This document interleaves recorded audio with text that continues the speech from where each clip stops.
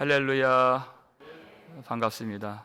오늘 하나님께서 우리 가운데 임하여 주셔서 하나님이 주신 영원한 언약의 확실한 은혜를 다시 한번 깨닫게 해주시기를 주의 이름으로 축원합니다. 우리가 몸도 피곤할 수 있고 또 전하는 자가 연약할 수 있지만 하나님께서 우리에게 특별한 사랑으로 우리를 인도해 주셔서 바른 진리를 깨닫게 해주시고 우리 아이들에게도 이 놀라운 이 말씀의 은혜와 역사를 허락해 주시기를 주의 이름으로 축원합니다. 여러분, 복음이 무엇입니까? 복음은 복음의 핵심이라고 한다면 예수님의 십자가와 부활을 말합니다.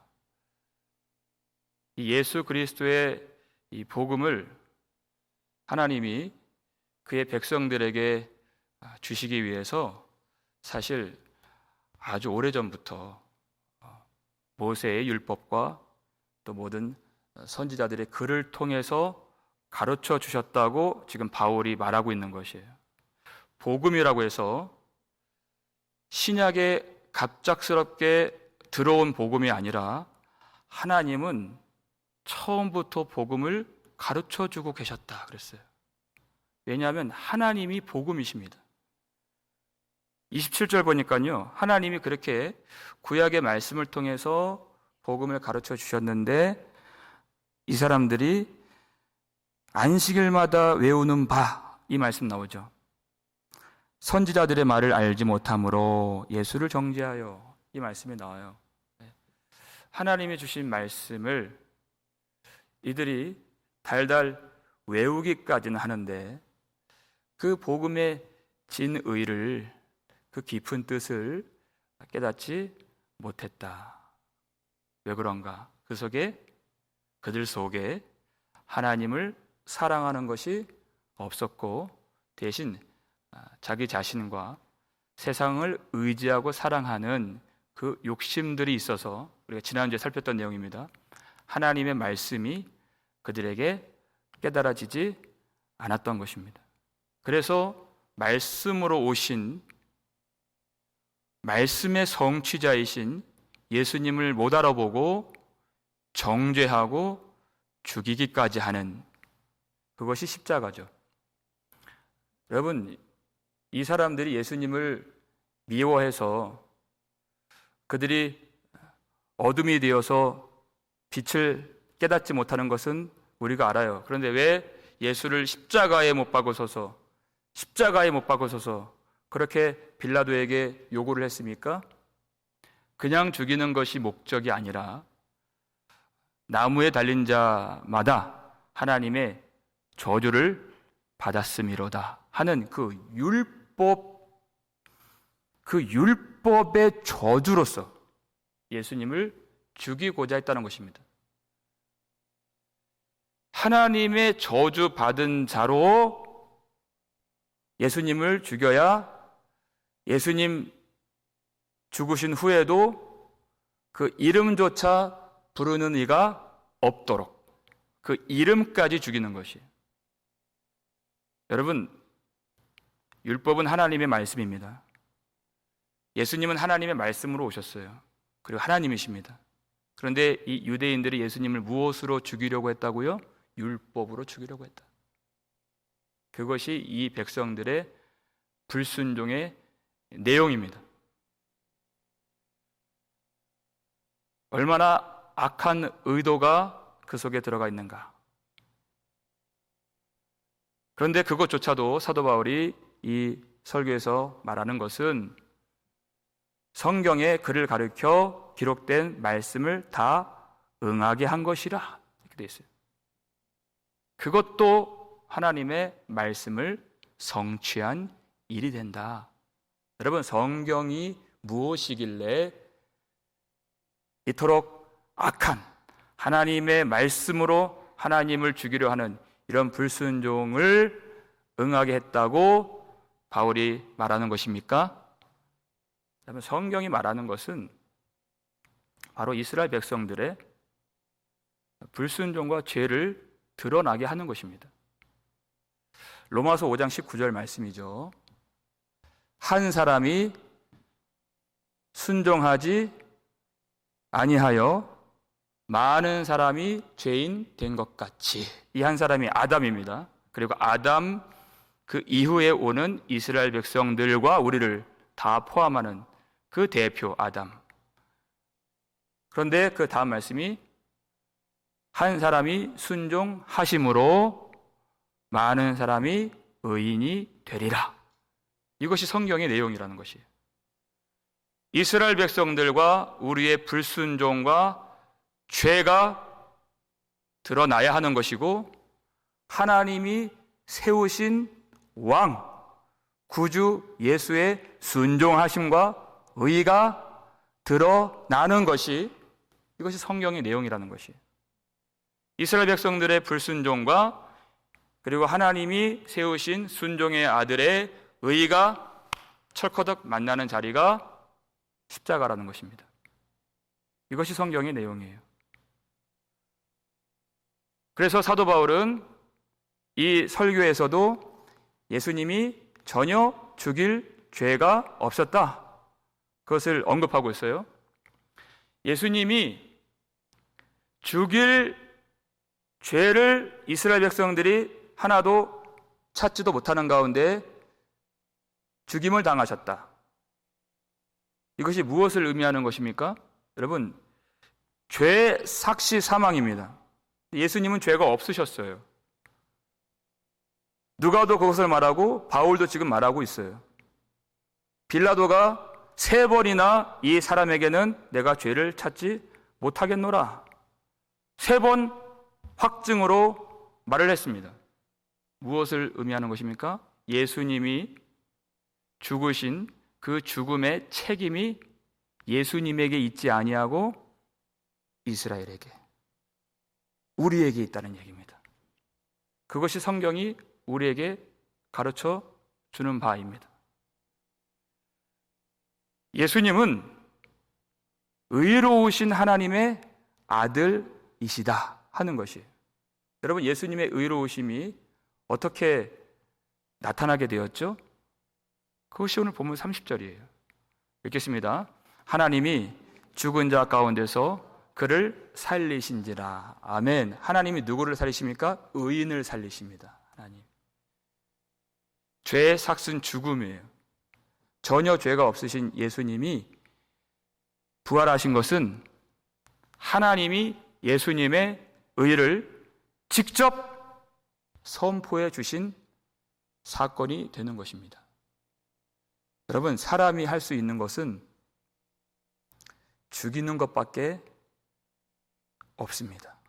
정죄하고 판단하고 그리고 악한 꾀로 도모하고 죽이는 것, 그것이 죄인들이 오로지 할 수 있는 일입니다. 그런데 하나님이 그를 죽은 자 가운데서 살리시는 생명의 하나님이 되신다. 하나님이 그를 살리심으로 하나님의 아들의 의를 선포해 주셨다.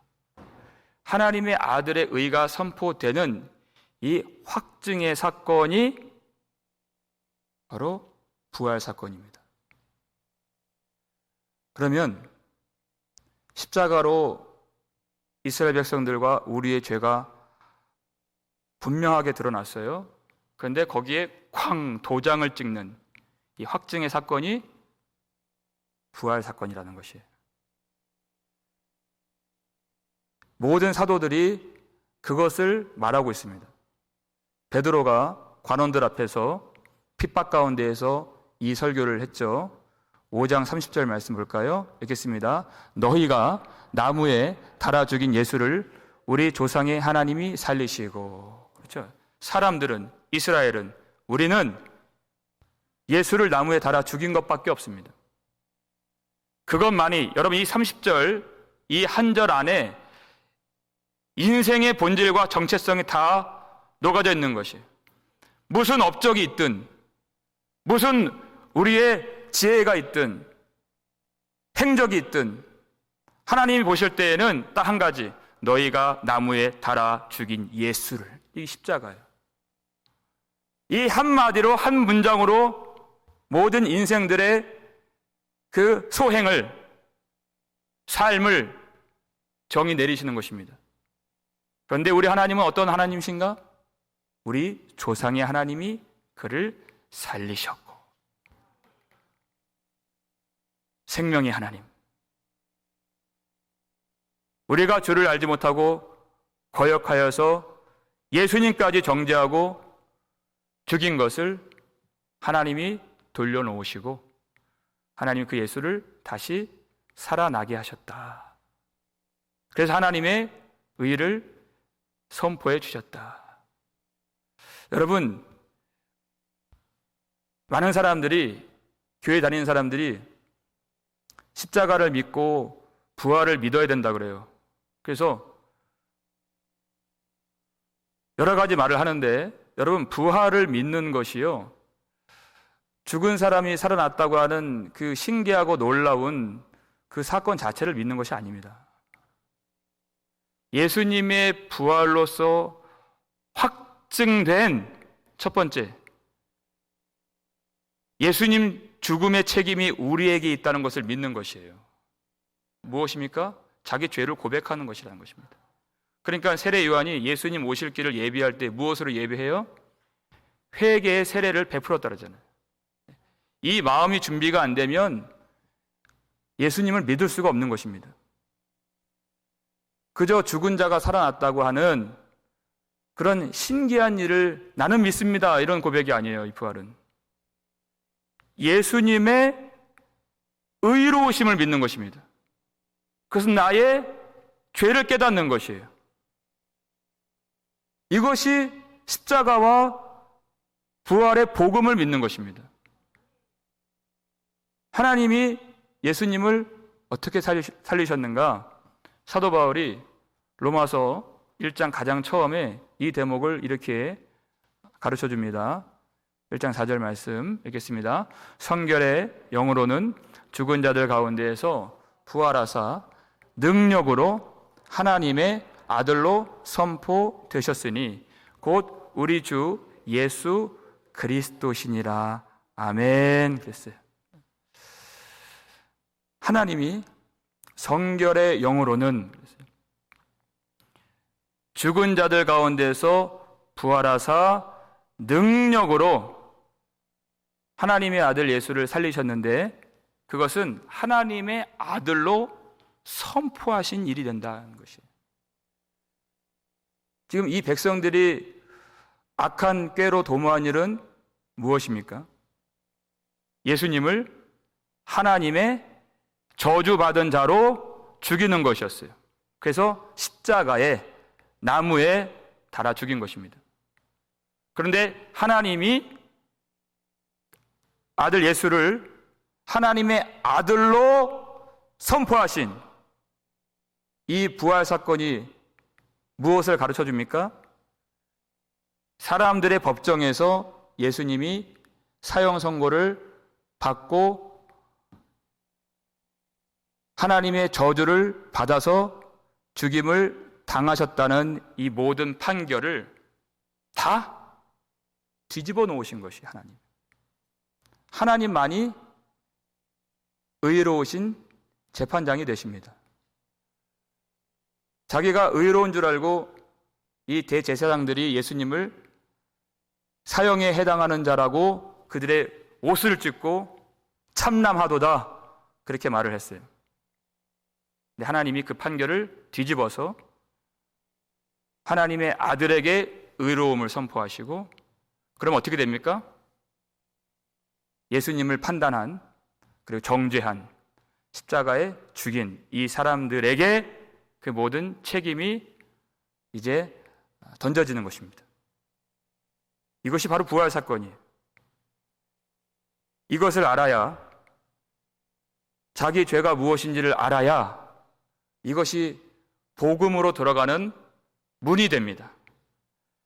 여러분, 하나님이 이스라엘 백성들을 택하시고 광야에서도 사도 바울이 말하잖아요. 40년간 참으셨다 그랬어요. 역사 내내 이스라엘 백성들 때문에 하나님이 참으시고 또 그들의 예배로, 헛된 제물로, 그들의 외식으로 하나님이 고통을 당하셨다고 성경 내내 말씀하고 계세요.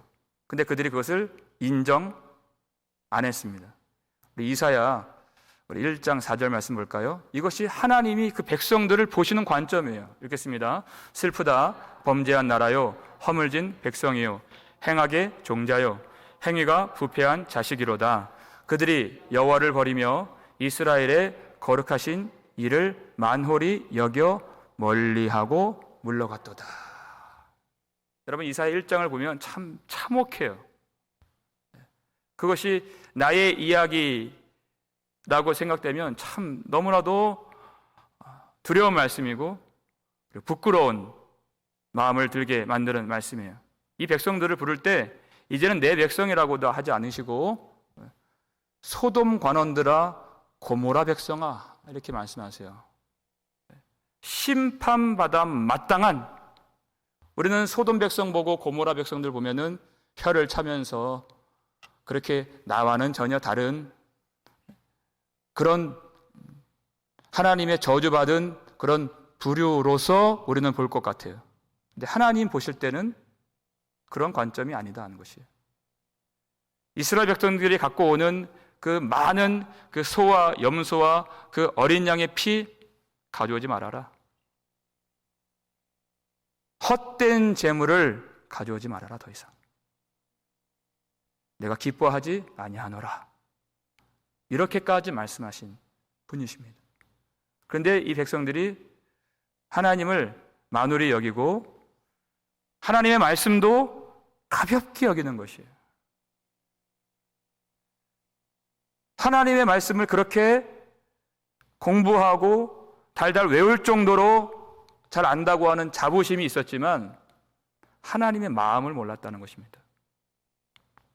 그래서 예수 그리스도를 보내시고 그들 속에 감춰져 있던 그 불순종과 완악한 마음이 무엇인지를 십자가로 보여주시고 예수 그리스도의 부활로 확증시켜 주신 것이에요. 그래서 더 이상 이제는 나의 행위의 예배, 나는 그래도 소돔보다 낫지, 나는 그래도 고모라 사람들보다 낫지 하는 그런 자기 자신감, 그 자부심이 아니라 오로지 유일하신 하나님의 아들, 의로우신 우리 구주 예수님만 의지할 수 있도록 우리를 그 믿음의 길로 인도하길 원하신다는 것입니다. 이것이 복음이에요. 그래서 반드시 그 십자가를 보면서 죄를 깨닫고 부활 사건을 보면서 예수의 의를 믿어야 하는 것입니다. 그래서 예수님이 그 자신의 부활하심을 제자들에게 보이셨고 드러내시는 것이에요. 31절 말씀 볼까요? 읽겠습니다. 갈릴리로부터 예루살렘에 함께 올라간 사람들에게 여러 날 보이셨으니 그들이 이제 백성 앞에서 그의 증인이라. 아멘. 예수님이 십자가에서 죽으신 후에 대제사장들과 사두개인들입니다. 그리고 바리새인들이 근심에 빠졌어요. 왜냐하면 그들이 예수님의 말씀을 믿진 않았지만 이 속이는 자가, 예수님 말하는 거예요. 그들이 하는 대화가, 이 속이는 자가 살아있을 때 사흘 후에 내가 다시 살아나리라 한 것을 우리가 기억하노니 그랬죠. 믿는다는 것은 아니에요. 근데 그렇게 말을 했는데 혹시 제자들이 그 속이는 자의 시신을 도둑질 해가지 않겠습니까? 그런 일조차도 우리가 막읍시다. 그러면서 빌라도에게 요청해서 큰 돌을 굴려서 예수님 무덤을 막고 경비병들을 세워서 무덤을 굳게 지키게 한 것입니다. 이러면 됐다 싶은 거예요. 그리고 안식 후 첫날 예수님을 사랑하는 막달라 마리아와 다른 여인들이 예수님 무덤을 찾아갑니다. 그런데 무엇을 봐요? 굴려진 돌을 보았다 그랬어요. 그런데 거기 세워진 굳게 지키라 명받은 이 군사들이 무서워하여서 죽은 사람처럼 되었다, 이렇게 성경이 되어 있어요. 그러니까 이 여인들도 두렵죠. 이때 천사가 나타나서 너희는 무서워하지 말라 그래요. 너희는, 제자들은 너희는 무서워하지 말라. 너희가 십자가에 못 박힌 예수를 찾으러 온 줄 내가 아노라. 그러면서 이어서 하는 말이 마태복음 28장 6절 말씀이에요. 읽겠습니다. 그가 여기 계시지 않고 그가 말씀하시던 대로 살아나셨느니라. 와서 그가 누우셨던 곳을 보라. 아멘. 그랬어요. 그가 여기 계시지 않고 그랬어요. 어떻게 살아나셨다고요? 그가 말씀하시던 대로 살아나셨느니라. 아멘. 주님이 하셨던 그 말씀 그대로 성취가 되어서 주님이 여기 안 계신다고 하는 그 빈 무덤을 보여준 것입니다. 그가 누우셨던 곳을 보라 그랬어요. 여러분, 이 천사가 빈 무덤만 보여줬더라면 제자들이, 사도들이 그렇게 자기 목숨도 귀하게 여기지 아니하고 이 복음을 전할 수 있었을까? 그들이 빈 무덤만 본 것이 아닙니다.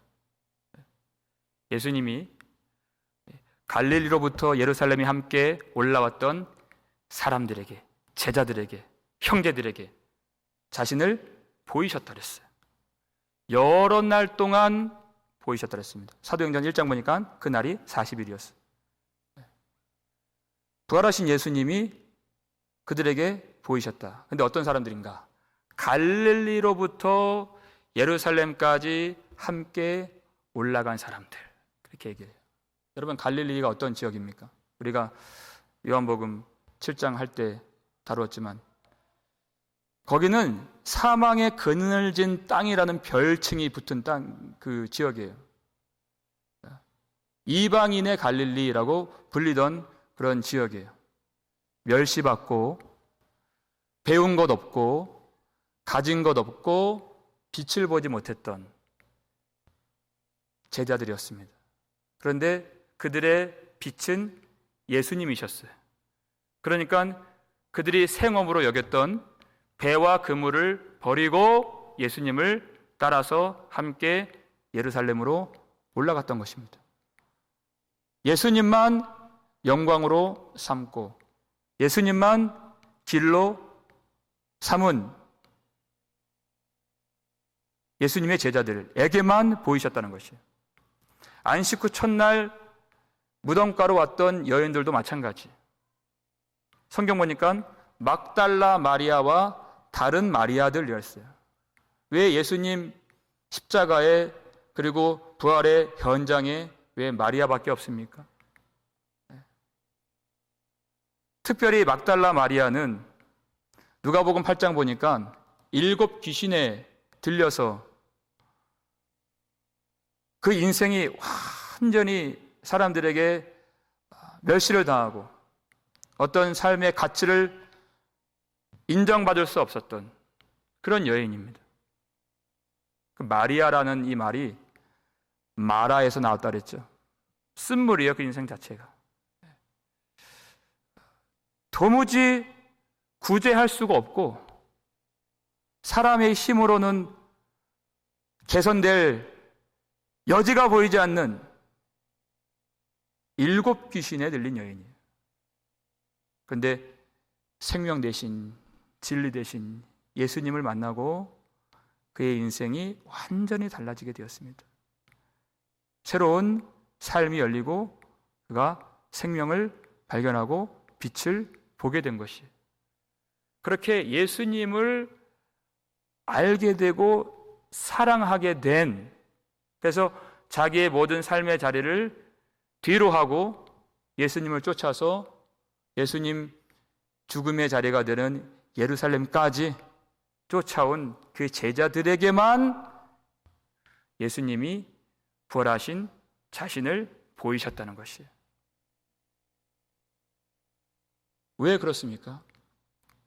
여러분, 많은 사람들이 예수님 부활하심을 보면, 눈으로 확인하면 믿을 거라고 생각하는데 그렇지 않습니다. 하나님의 구원의 방편은 오직 구원의 말씀에 있는 것입니다. 예수님을 믿고 사랑하고 따랐던, 예수님을 오직 세상의 빛으로 여기고 주님을 따랐던 이 제자들에게 예수님 부활하심을 보여주실 때에 그 믿음이 확신한 믿음이 되는 것이에요. 여러분, 주님은 믿음 있는 자에게 확신한 믿음을 주시는 분이심을 믿으시길 바랍니다. 이 예수님을 말씀으로 믿지 않는 사람들은 어떤 기적을 보여줘도 예수님 믿을 수가 없습니다. 이 제자들이 예수님을 알고 사랑하고 믿었던 제자들에게 부활하심을 보여주실 때 그 믿음이 이제는 확신한 믿음이 되어서 이제는 정말 좌로나 우로나 치우침이 없이 흔들림이 없이 십자가의 위협과 죽음이 나에게 닥쳐오는 그런 고난이 있다 할지라도 그것 때문에 흔들리지 않습니다. 왜? 자신의 생명이 부활하신 주님 안에 있음을 확신하기 때문에. 그래서 이 제자들에게 보여주셔서 이 제자들이 이제껏 주님이 가르쳐 주시고 보여주셨던 이 말씀에 그들의 확신이 더해져서 그들의 증언이 복음이 되는 것이에요. 그래서 그 복음으로 말미암아 그 구원의 말씀으로 선포될 때 그 말씀을 믿으면 하나님이 그 사람도 의롭다 칭하여 주시고 생명으로 인도해 주시는 것입니다. 그 말씀을 전하게 하시려고, 그들의 증언을 복음이 되게 하시려고, 그들의 증언과 편지와 대화와 그들의 염려와 눈물까지도 다 이 복음 안에 기록되어 있어서 많은 사람들의 생명을 구원하는 일로 하나님이 사용하고 또 그 방편으로 사용하길 원하셨다는 것입니다. 말씀으로 구원하신 하나님. 예수님은 요한복음 1장 1절에 그걸 말씀하시잖아요. 태초에 말씀이 계시니라. 이 말씀이 하나님과 함께 계셨으며 곧 이 말씀은 하나님이시니라.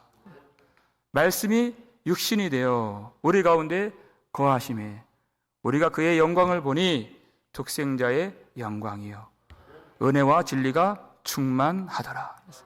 말씀으로 구원하신 하나님이세요. 그래서 32절을 보면 여러분 이 말씀을 언제 주셨다고요? 읽겠습니다. 우리도 조상들에게 주신 약속을 너희에게 전파하노니 그랬어요. 신약에서 예수님 죽으실 때 그때부터 들어온 복음이 아니라 조상들 적부터 주신 이 약속, 그것을 십자가와 부활 사건으로 확증하셔서 사도들이, 이 제자들이 목숨을 걸고 이 복음을, 생명보다 귀한 이 복음을 전파하는 부활의 증인이 된 것입니다. 옛적부터 말씀이신 예수 그리스도, 그리고 영원한 말씀이신 예수 그리스도, 이 말씀을 그들이 이제는 깨달았어요. 그러니까 세상과 타협하지 않습니다. 말씀만 전하는 것이. 어떤 어려움이 와도 그 말씀과 바꾸지 않습니다. 예수님의 영이 그들 속에 머물러 있기 때문에 성령으로 권능을 받았기 때문에. 이 말씀에 증인된 사명 우리 교회가 감당할 수 있기를 주의 이름으로 축원합니다. 옛적부터 조상들에게 주신 말씀, 그러니까 모세 율법과 이 선지자들의 글과 심지어 지혜서라고 일컫는 모든 잠언, 전도서, 그리고 시편의 모든 말씀까지 다 우리 주 예수 그리스도를 가리켜서 말씀하신 것입니다. 그래서 오늘 본문에 시편 말씀이 나오는 것이에요. 유대인들이, 지금 BCD 안디옥에 있는 유대인들이 다 알고 있는 말씀이죠. 시편 2편 말씀이 오늘 사도 바울이 언급하는 말씀인데, 본문 33절 볼까요? 읽겠습니다. 곧 하나님이 예수를 일으키사 우리 자녀들에게 이 약속을 이루게 하셨다 함이라. 시편 2째 편에 기록한 바와 같이 너는 내 아들이라 오늘 너를 낳았다 하셨고. 아멘. 그랬어요.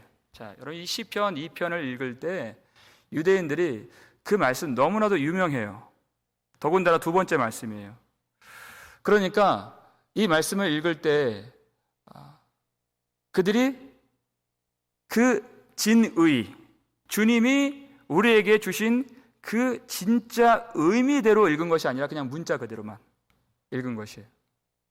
근데 바울이 이것을, 이 시편 2편을 무엇으로 연결시켜요? 너는 내 아들이라 오늘날 내가 너를 낳았도다. 이 말씀을 무엇으로 연결시켜요?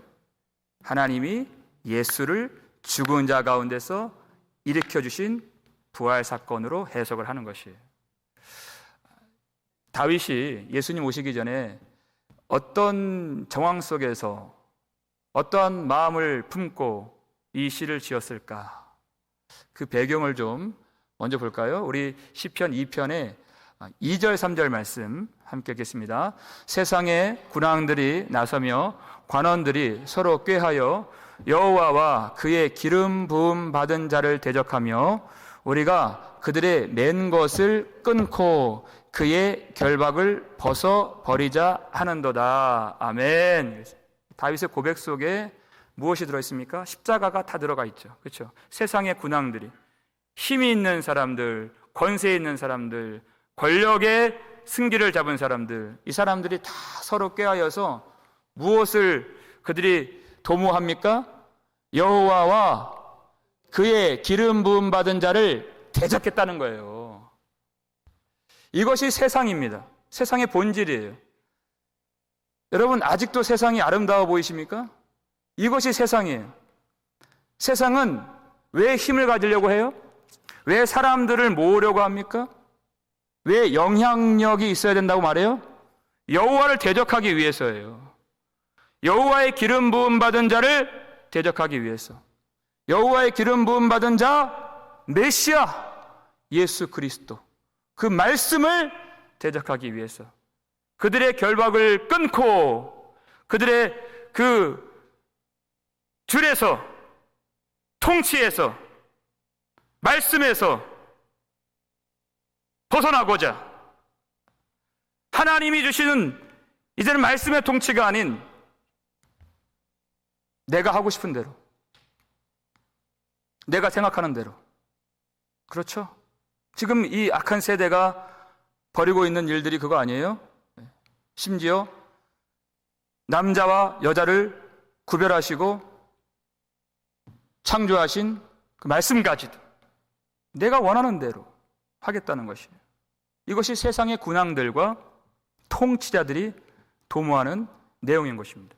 그러니까 복음서를 봐도 그렇게 힘이 있었던 대제사장들과 로마 총독과 그리고 헤롯 왕이 함께, 이 군왕들이 서로 꾀하여서 하나님의 거룩하신 기름 부음 받은 예수를 십자가에 못 박아 죽인 것입니다. 세상 속에는 다 이와 같이 예수를 죽이고 말씀을 막는 하나님의 통치를 대적하는 그런 아주 무서운 흉계와 의도가 도사리고 있는 것입니다. 사람들이 추구하는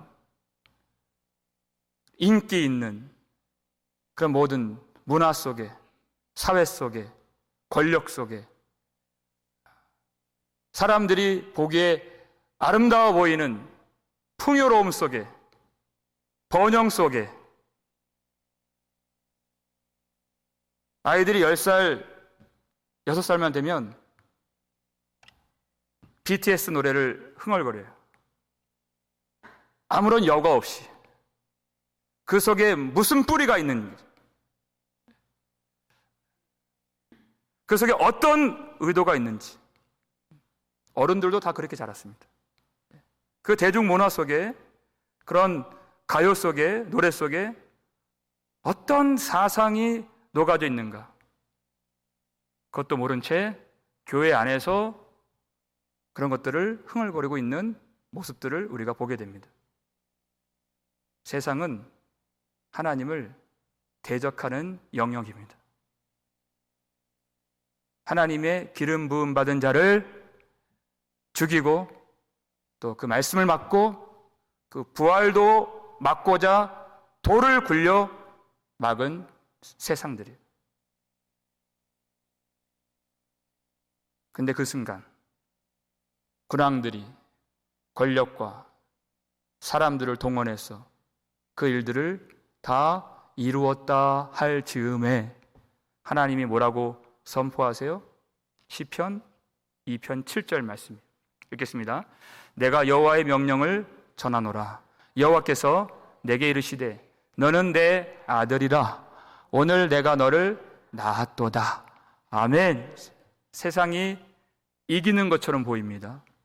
그리고 다 된 것처럼 무거운 큰 돌을 굴려 막았어요. 말씀을 막고 부활을 막고 영광을 막고 하나님을 대적하는 세상이에요. 그런데 하나님은 그때 너는 내 아들이라. 오늘 내가 너를 낳았도다. 이 말씀하시는 것이, 이것이 바울이 해석한 바 예수 그리스도의 부활을 의미하는 것이다. 이렇게 이 비시디아 안디옥에 모여있는 하나님을 예배하는 자들에게 가르쳐주는 말씀인 것입니다. 이미 이 부활의 복음이 옛적 선지자들과 조상들에게 선포된 십자가와 부활의 복음입니다. 세상이 그렇게 하나님을 대적하는 가운데에서 다윗은 다윗 나름대로 그 고통을 겪었어요. 사울이 그의 권력을 가지고 또 아기스가 그의 힘을 가지고 다윗을 죽이려고 할 때 그 동굴에서, 요새에서, 바위 틈에서 자신의 약함을 하나님을 향한 믿음으로 다 바꾸어서 눈물로 하나님 앞에 간절하게 기도하며 이런 노래를 불렀던 것입니다. 그것이 메시아를 우리에게 가르치고 떠올리게 만드는 시편이 되었고 하나님의 구원의 말씀이 되었고 예수 그리스도의 오심과 죽으심과 부활하심으로 성취가 된 것이에요. 이 길을 또 누가 걷습니까? 교회가 걷는 것이에요. 사망의 음침한 골짜기를 지나는 것 같이 다윗이 걸었던 그 길, 세상의 군왕들과 통치자들이 분노하면서 교회를 해하고 멸하고자 하는 그런 길을 우리가 걷게 되는 것입니다. 근데 여러분, 세상이 자기의 힘으로, 지혜로 사람들을 동원해서 하나님을 대적하고 기름 부음 받으신 왕을 대적하고자 할 때 시편 2편 4절 보면 하나님의 행동이 참 인상 깊어요. 그렇게 군왕들이 들내고 대적하고 위협하고 또 핍박할 때 하나님이 하늘에서 하늘에 계신 이가 웃으시며 그래요. 주께서 그들을 비웃으시리로다. 하나님 보실 때에는 그런 일들이 너무나도 허탄한 일이 된다는 것입니다. 하나님의 백성들이 그 일을 전혀 두려워할 것이 없다는 것이에요. 아무리 군왕들이 예수님 무덤의 돌을 막아도, 군병들로 굳게 지켜도 하나님이 그 아들을 죽은 자 가운데서 일으키시는 그 부활의 능력을 누구도 막을 수가 없다는 것입니다. 세상 전부가 하나님을 대적한다 할지라도 하나님은 홀로 하나님의 뜻을 성취하시는 능력의 하나님이십니다. 능력으로 하나님의 아들로 선포하셨으니 그랬어요.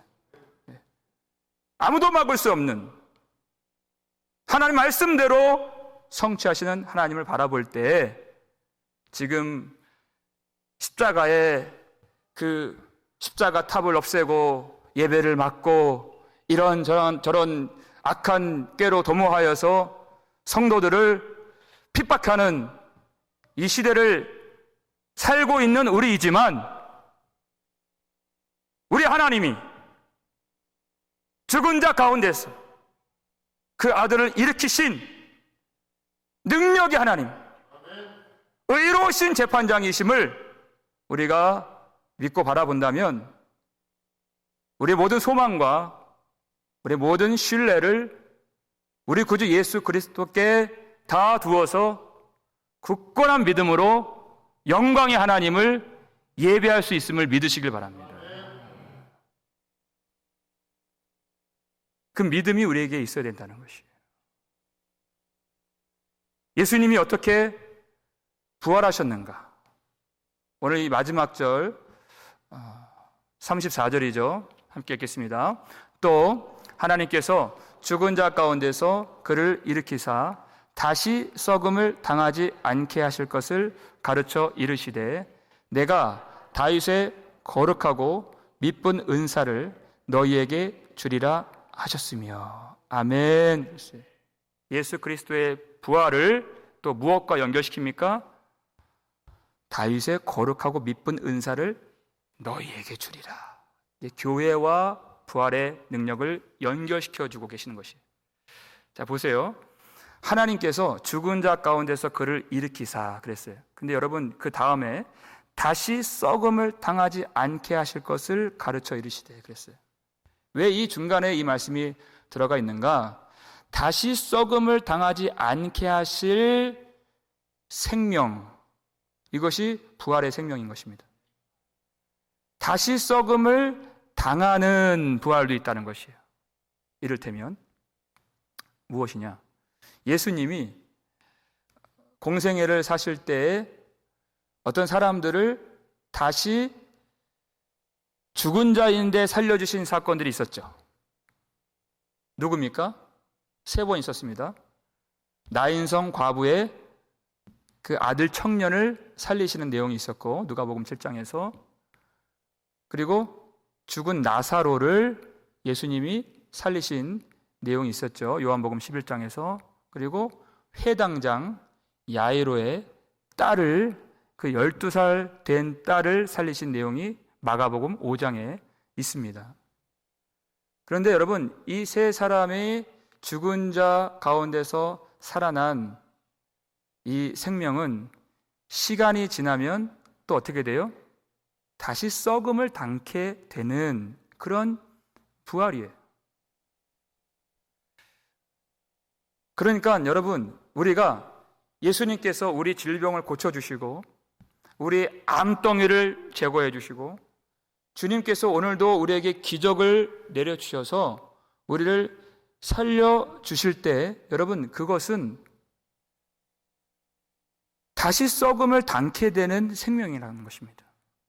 주님의 뜻은 거기에 있지 않는다, 그 뜻이에요.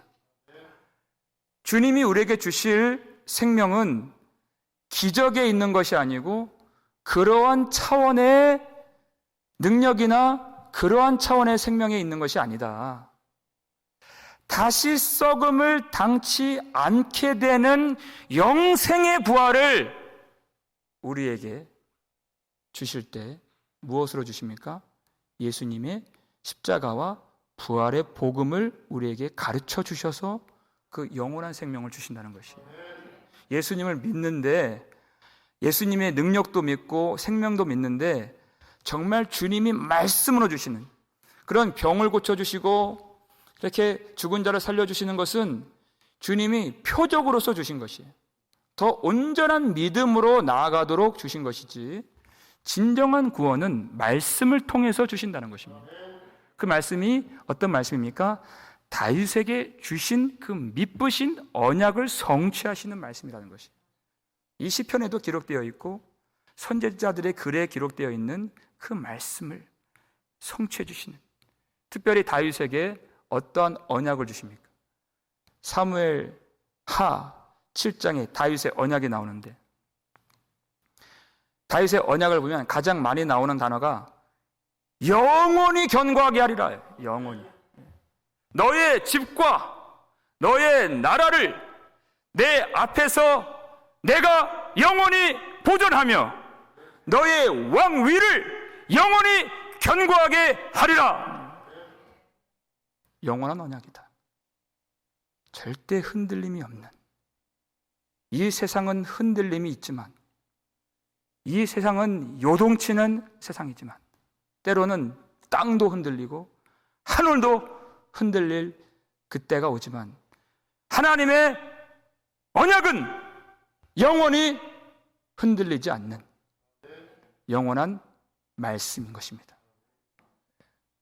여러분, 그 언약을 믿으십니까? 정말 믿으십니까? 다윗의 언약을 받았던 사람들이 그렇게 고백을 했습니다. 그리고 이 일을 당했어요. 이사야 64장 11절 말씀입니다. 읽겠습니다. 우리 조상들이 주를 찬송하던 우리의 거룩하고 아름다운 성전이 불에 탔으며 우리가 즐거워하던 곳이 다 황폐하였나이다. 아멘. 다윗의 언약은 영원한 언약이다. 영원한 언약인 줄 알고 받았는데, 그리고 아멘 했는데, 다윗의 후손들이 경험한 세상, 그리고 하나님의 나라라고 일컬어졌던 이스라엘 족속, 하나님의 인재가 있다고 그들이 믿어 의심치 않았던 그들의 성전이 다 불타버리게 되었습니다. 바벨론에서 무서운 군대가 내려와서 성전에서 이 제단을 지키고 있었던 청년들을 다 죽였고, 남자와 여자와 노인과 아이까지, 그리고 임신한 여인의 배를 갈라서 다 죽여버렸어요. 그리고 그들의 가옥이 불탔고 성벽이 무너졌으며 하나님의 전이 불타버리고 전에 있었던 금 그릇과 은 그릇이 다 빼앗겨졌습니다. 영원한 하나님의 언약이라 의심하지 않았던 이 백성들이, 이 나라가 다 전소되고 그들이 즐겁게 찬송 부르던 성전이 불타버리고 행복을 나누었던, 교제했던 마을들과 예루살렘 성이 다 황무하게 폐허가 되었어요. 사랑하는 여러분, 이 교회가 다 불타버리고 세상의 군왕들에 의해서 찢겨지고 사람들은 다 흩어지고 우리가 기뻐 부르던 우리의 집과 삶의 터전과 교회가 망하는 것을 보게 된다면, 여러분 그때에도 하나님의 언약을 믿으시겠습니까? 그때에도 믿어야 된다는 것입니다. 하나님의 말씀만 영원하다는 것을 믿어야 된다는 것입니다. 하나님의 이 영원한 말씀이 어떻게 성취가 되었죠?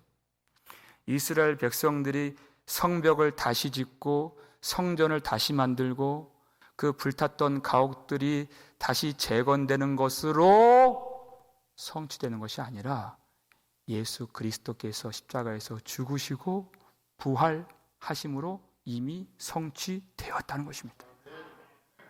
눈에 보이는 바로 내가 생각하는 그 고향 땅이 다시 부흥하게 되고 그 교회가 다시 세워져서 수많은 사람들이 그 교회를 찾아서 예배하는 그런 인파들이 끊임없이 줄을 지어서 오고 오는 그것이 아니라 예수 그리스도 하나님의 의로우신 순종의 아들께서 다시 죽은 자 가운데서 살아나심으로 하나님의 언약은 이미 성취된 줄을 믿으시길 바랍니다. 완성의 그날까지 하나님은 그 백성들을 살피시고 보호해 주실 것입니다. 여러분, 우리가 사람들이 볼 때 망한 것 같은 그런 인생을 살 때가 있습니다.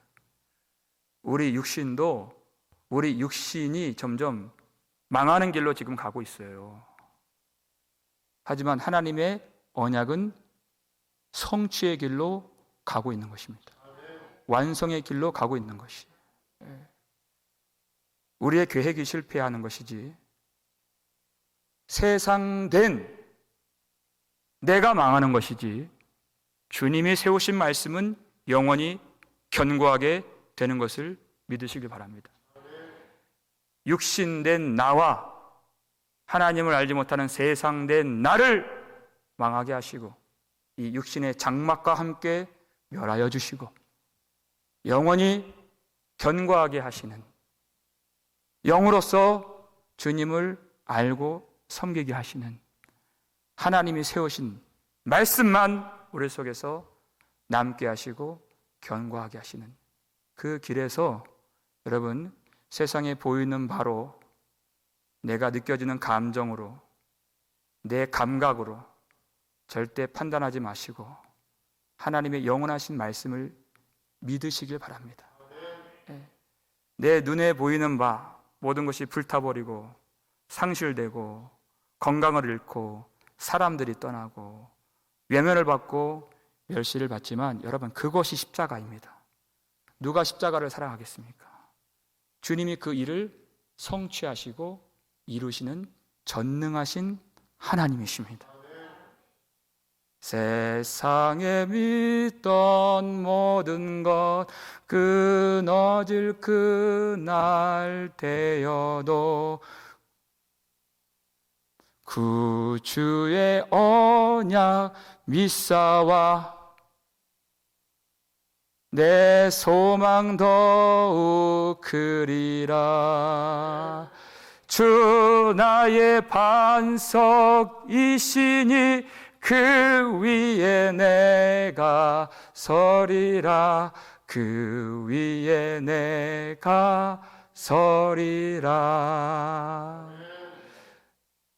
우리 속에 없어져야 할 것들은 다 멸하여 주시고 있어야 할 것들은 다 살려주셔서 하나님의 말씀을 이루실 때에 예수 그리스도 십자가에서 죽으실 때 하셨던 그 말씀, 너는 내 아들이라 오늘날 내가 너를 낳았도다. 우리가 질병으로 고통하고 이 세상에서 알 수 없는 박해를 당하고 또 어려움을 당하고 눈물의 골짜기를 지나는 그 길을 가는 동안 우리 하나님 아버지께서 그의 아들 예수님께 하셨던 그 말씀이 오늘 우리에게 들려지기를 주의 이름으로 축원합니다. 너는 내 아들이라 오늘날 내가 너를 낳았도다. 이 다윗에게 주신 이 확실한 언약이 우리 가운데 있어서 우리가 어디를 가든지 주님과 동행하면서 영원한 언약을 성취해 주시는 하나님을 믿고 또 사랑하고 더욱 신뢰하며 주님께 예배할 수 있는 그런 복된 교회가 될 수 있기를 주의 이름으로 축원합니다.